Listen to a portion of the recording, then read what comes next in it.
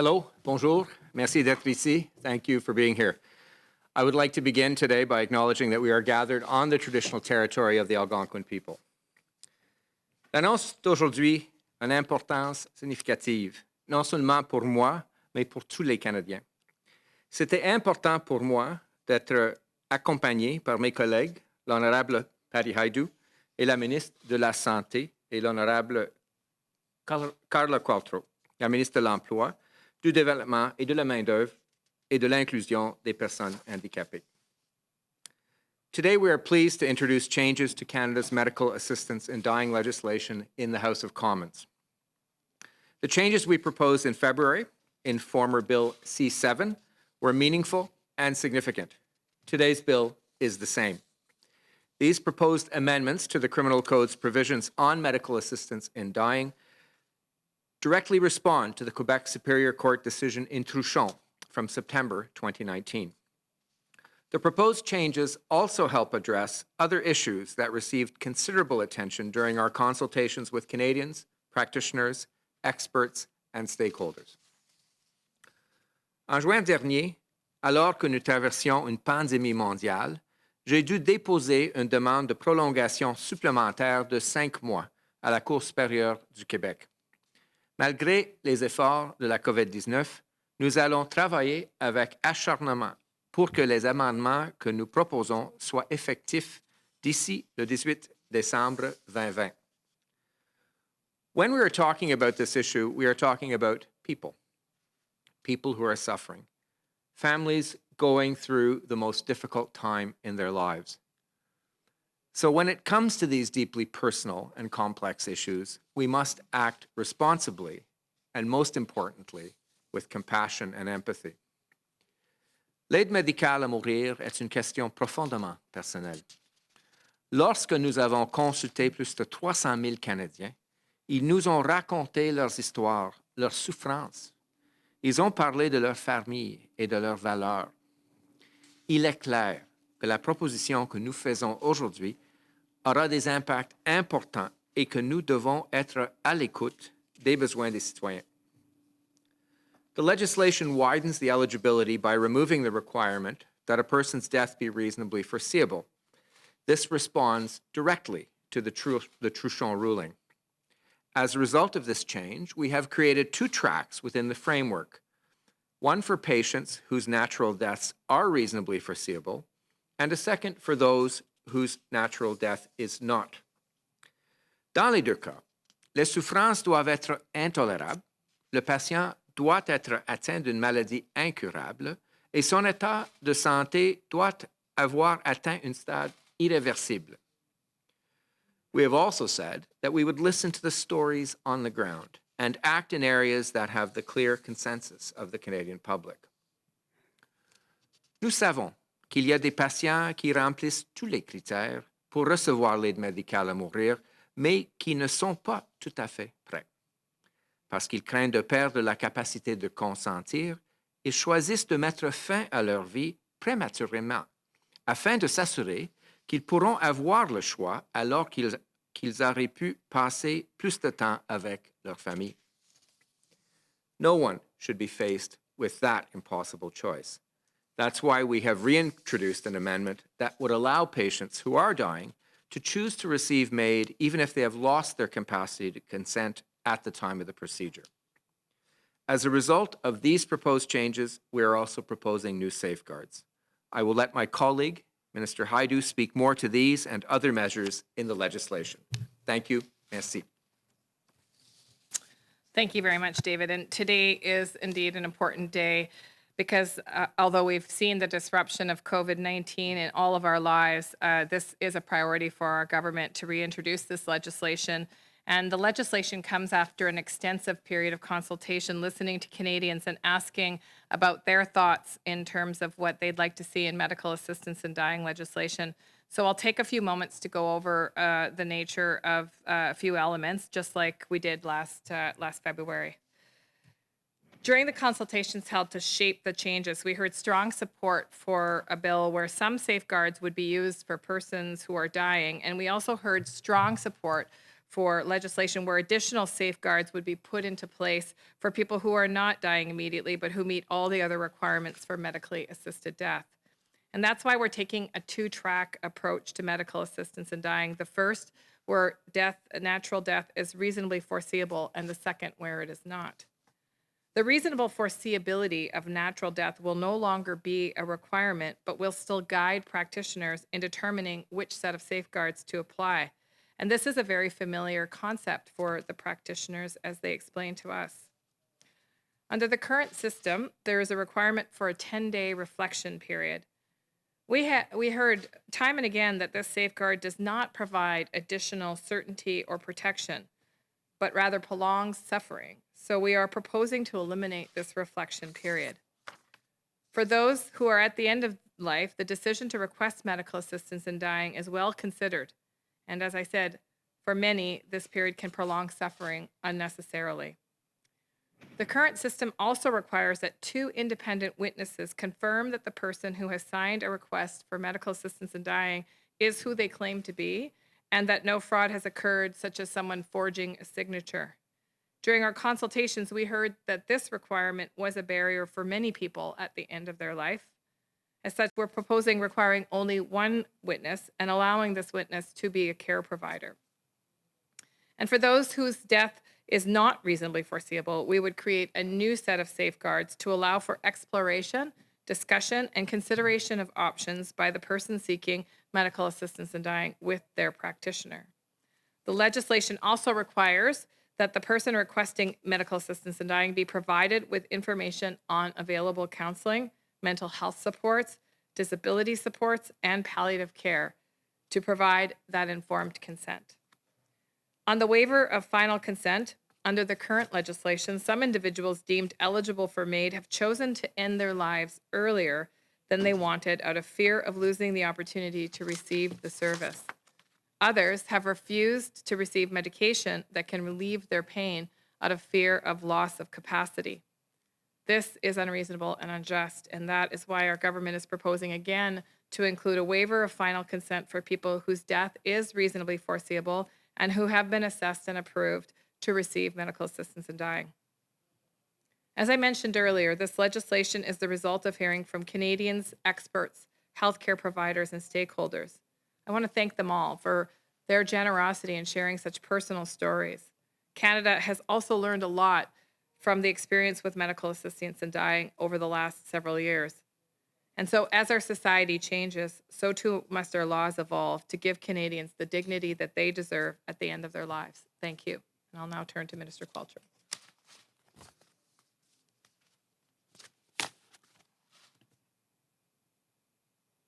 Thank you and good afternoon.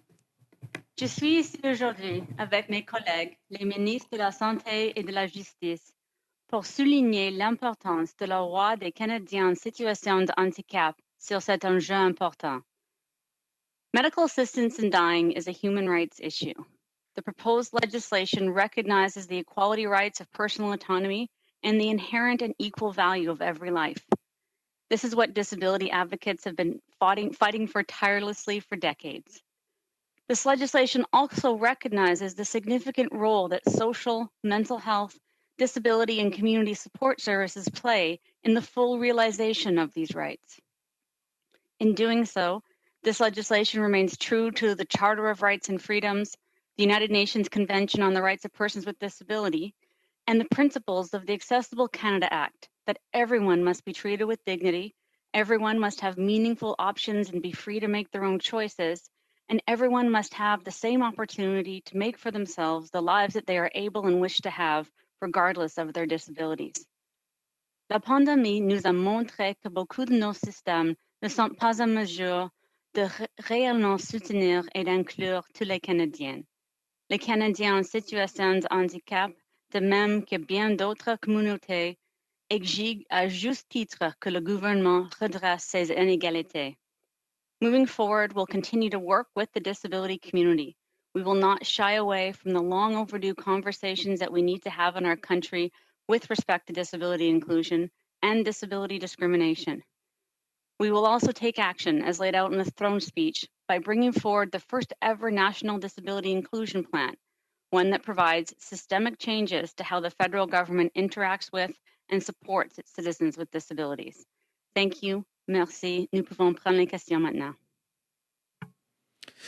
Merci. Thank you very much.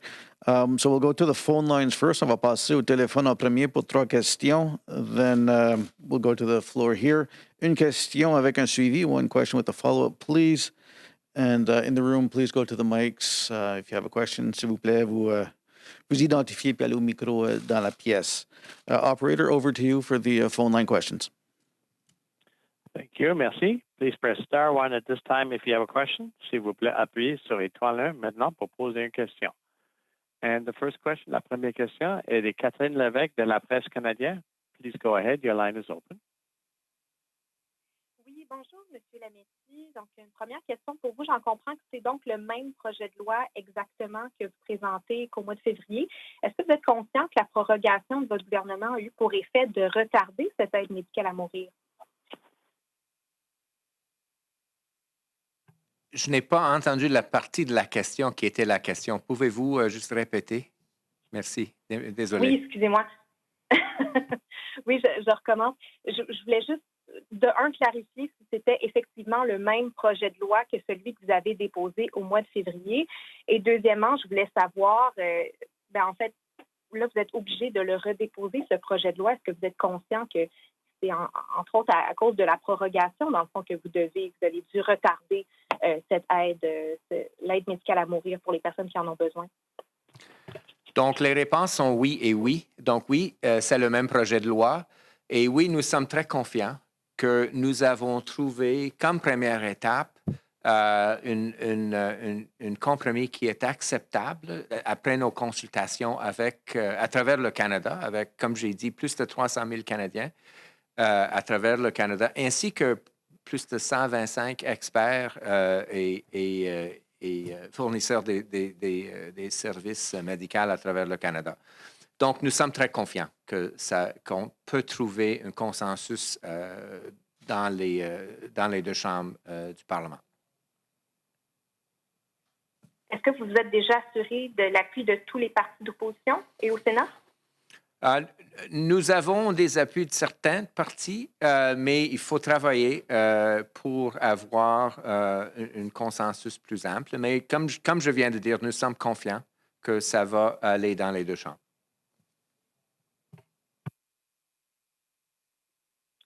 Merci. Thank you. La question suivante, the next question, is from Joan Bryden with the Canadian Press. Please go ahead. La parole est à vous. Hi, ministers. You've only got just a little better than 2 months to get this passed by both chambers. And, you know, this is a very serious bill, literally involving life and death. How do you expect to have a proper debate in such a short period of time, and proper consideration and scrutiny and you know, potentially amendments? Thank you for that very important question. Well, remember, these discussions had begun when we introduced the bill the first time. So we're going to build on that, first of all. We're going to build on our consultations and our consultations with experts. We felt at that time, and we still feel it is the case now, that this bill is the product very much of a consensus that Canadians are ready for, and therefore that should be reflected across both sides of the aisle and in both houses. So we're pretty confident. We'll do everything we can in terms of trying to build consensus with our parliamentary partners in both houses to make sure that the bill gets heard and discussed and debated properly. But we are confident that this can move expeditiously. And I would flip the last part around to say that Canadians expect us to do this quickly. Canadians have spoken with respect to the measures that are contained in this bill. And therefore, it's up to our parliamentary partners to work with us to get this passed by the 18th of December. That's a deadline that the Quebec Superior Court has given us.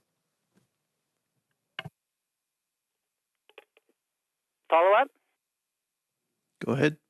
Yeah, I'm wondering how amenable you are, or how open you are to amendments. As you are aware, there were a number of people, doctors, advocacy groups, and so on, who were upset with this law when it was first, this bill when it was first introduced in February, and who felt that you were imposing needless restrictions on people who are suffering intolerably but not reasonably close to death.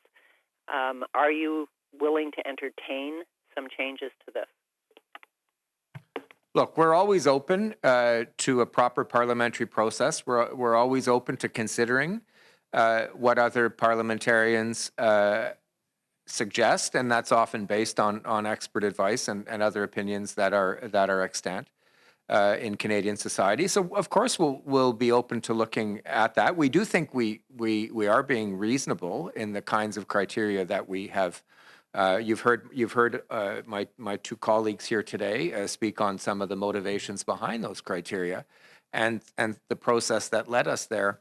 I think we're confident that we're in a good place, but of course we'll be open to working with our parliamentary colleagues.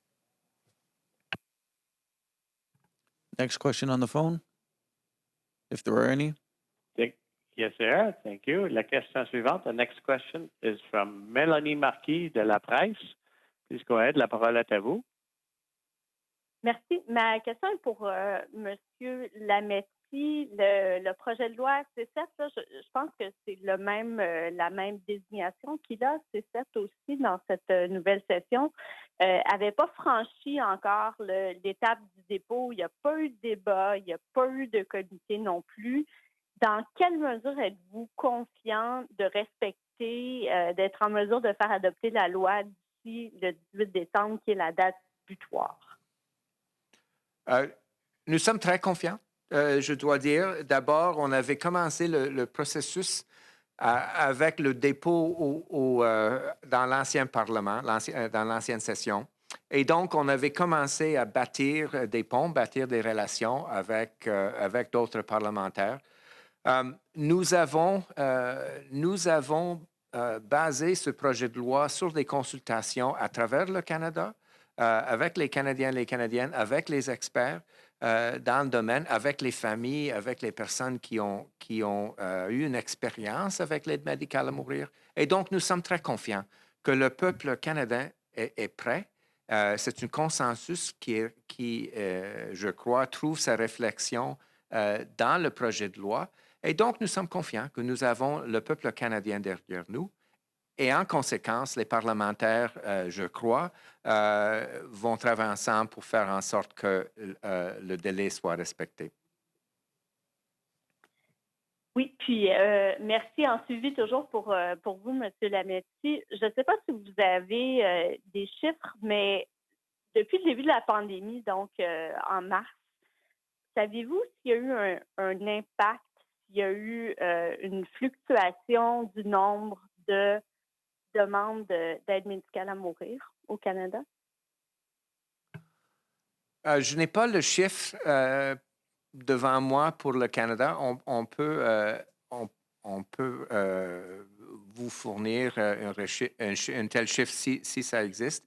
J'ai eu quelques demandes du Québec selon le processus établi dans l'arrêt Truchon. Mais ceci dit, ce sont deux questions indépendantes, mais aussi liées. Donc, indépendants parce que les critères dans le projet de loi sont différents que les processus suivis pour traiter la COVID. Mais évidemment, il y aura des questions de surimposition de temps en autre, mais ce sont des questions pour des médecins et pas pour des politiciens. Pour l'arrêt Truchon, il y en a eu combien à peu près? Vous disiez, j'ai eu des chiffres pour l'arrêt Truchon. On va revenir là-dessus, mais c'était 4 ou 5 de ma connaissance, mais on va confirmer. OK, on va passer ici dans la salle, here in the room. Hi, it's Annie Bergeron-Oliver with CTV National News. This bill was first introduced in February, and I'm just wondering what additional research or conversation your government has had since then to ensure that the bill is strong enough and to, ensure that there wasn't anything more that could have been done to make this bill better suited to people who do want medically assisted death and dying. Well, Thank you very much for the question. And I will just say, I think one of the comments that I've heard most frequently is just concern about the rapidness of reintroducing the bill. And in fact, members of Dying with Dignity, for example, in my own riding, reached out to talk about the status and fate of the bill. And certainly what we've heard is that people feel very strongly that we proceed. And that's why we're introducing it at this point. I would add in context that this bill was always seen as a first step. This was a consensus bill that after our consultations, we realized that there was a broad consensus on these points, but that there was a subsequent parliamentary review that would be undertaken with all the appropriate depth and breadth that such a review would have. And so people are waiting for us as parliamentarians to eventually get to that step, but that we have pretty much agreed on this. So as Minister Hajdu has just said, they just wanted us to get this bill back in the House. Okay, and my second question is for Minister Hajdu. I'm just wondering, do you support private clinics administering COVID tests generally and those clinics that are administering tests that are not yet approved by Health Canada? And are you concerned that this creates a two-tiered system in the middle of a pandemic? So for part one, I've spoken with the Prime Minister and I have my department looking into the nature of those clinics. So I'll have a better answer to you when I understand what the nature of those clinics are. But generally, no, we prefer that there isn't a two-tier public health system. In fact, the law says explicitly that that should not exist. And we have a number of measures that we can take under the Canada Health Act if that's happening. But I will just say that I'll come back to you when I understand a bit more about the nature of those clinics. In terms of part two, and you'll have to remind me of part two now, there was a second part to your question. I think it was clinics that are administering tests that are not approved yet by Health Canada. That's an important question, and that's why I wanted to get back to it. I think it's very important that clinics use tests that have been approved by Health Canada. We have seen in jurisdictions around the world when people, individuals, and companies are using tests that are not approved by the regulatory bodies, that some pretty significant adverse outcomes. For example, if people don't have certainty that the negative result that they received is accurate, and in fact they are positive, they are acting in a way that would actually put more people at risk. And conversely, people can test positive by these tests and have an undue amount of anxiety and distress, given that they actually don't have COVID-19. So that's why a regulatory process is worth protecting. And Health Canada, as you know, has a very strong regulatory process, but we've also ensured that they have all the tools they need to get through those regulatory reviews as quickly as possible. Thank you. Door press? I'm good. Aidan Shamandi, Hill Times. So I know we're at the presser to introduce the bill, but it's the same bill as in February, and a lot of the key parliamentary players, whether it be critics or House leaders, are the same. And I'm just wondering if you've had conversations with them about this specific bill, and if you could, all three of you, let us know, kind of a little bit about the details of those conversations.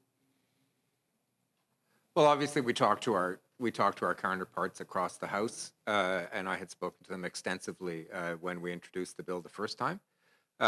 We will now pick up those conversations. We've had some informal conversations where people just generally ask, when are you bringing it back? But I won't go into any more detail than that. I have not had a conversation with my new health critic with the Conservative Party, but I look forward to having that conversation. And I have as well been working with my critics on a whole bunch of issues for the past 6 months and look forward to having the important conversations with them about this really important issue.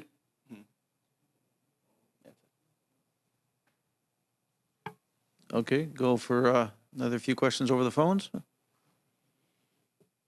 Thank you. The next question, la prochaine question est de Josh Grant de CBC Montréal. Please go ahead. La parole est à vous. Mr. Grant, your line is open. Hello? Hello? Yes, we hear you, Mr. Grant. Yes, good afternoon, ministers. I was just wondering if you could expand a little bit and explain. You said there's going to be 2 tracks to access medical assistance in dying. If you could just explain a bit about how those are going to work and what those changes will mean for people when they want to access this. Thank you for the question, and you're absolutely right. What we heard profoundly in the consultation were actually two themes, and one was the theme that the current legislation as it exists had posed extra barriers to people who were, in fact, at the end of their life, imminently dying.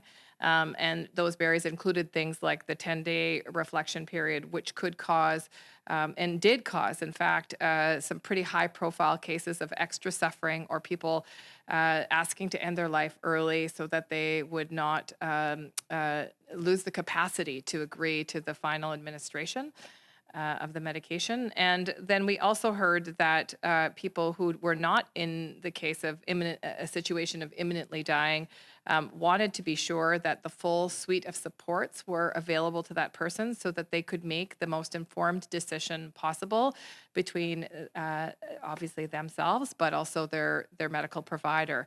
And that's why there are additional safeguards in the second track of non-foreseeable imminent death, that people have access to a range of supports, including psychosocial supports and palliative supports, and those are offered, and that the person is clearly aware of the supports available to them so that they have a pathway forward that they choose. I think the fundamental aspect of this legislation is choice. It's about giving people the supports they need, but also the choice that they have a right to at the end of their life.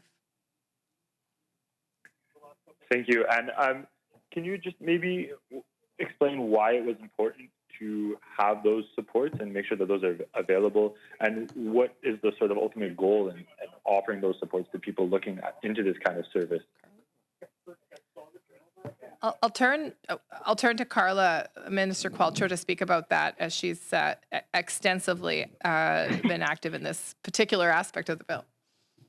Yeah, thank you. I think the point is for people to make a really true informed choice, they have to know what their options are. And we heard loud and clear from members of the disability community that it's not really a choice if they don't know how they could live with dignity. And so this is the counter argument to making sure that people know that they have social supports, disability supports, even palliative care available to them as they're weighing the options in front of them. Because, as I said, to fully realize their choice, their personal autonomy, they need to know what's available out there for them. And then when they make that choice, it's informed. And the whole point to Minister Hajdu's observation is to give people a really informed choice in front of them where they can see and weigh the options appropriately. Great, thank you. Final question? There are no further questions over the phone at this time. Nous n'avons plus de questions pour le moment. I would now like to turn the meeting back over to the floor. J'aimerais maintenant retourner la parole à la salle. Final question on the floor? One more? Okay. I have questions on my feet. Given the fact that you have been going through this bill for quite some time now, it's been over a year, do you see much opposition in the House to it? I think, my sense is, and as Minister Lametti has indicated, we've worked with all opposition parties, and certainly I think there are a variety of personal views, but I think there is a consensus that Canadians want more choice and autonomy at the end of their life. And so I think, from my perspective, there are many members of Parliament in each party that have had these profound conversations with constituents in their riding, and I certainly hope that that's part of their reflection as we debate the bill. I would just quickly add, the vast majority of Canadians that we consulted who had had a firsthand experience with MAID was extremely positive. And so we're building on that. These are tragic situations. These are difficult situations. These are intensely personal and complex situations. And what we heard from Canadians was MAID was an important part of that. So we've tried to give easier access to people at end of life, and we've tried to give greater access to people not at end of life. Merci. Merci les ministres. Well, do we have the time for one more? Okay. Is this going to be whipped, the bill? I am not sure yet. Okay. And those are decisions we don't make.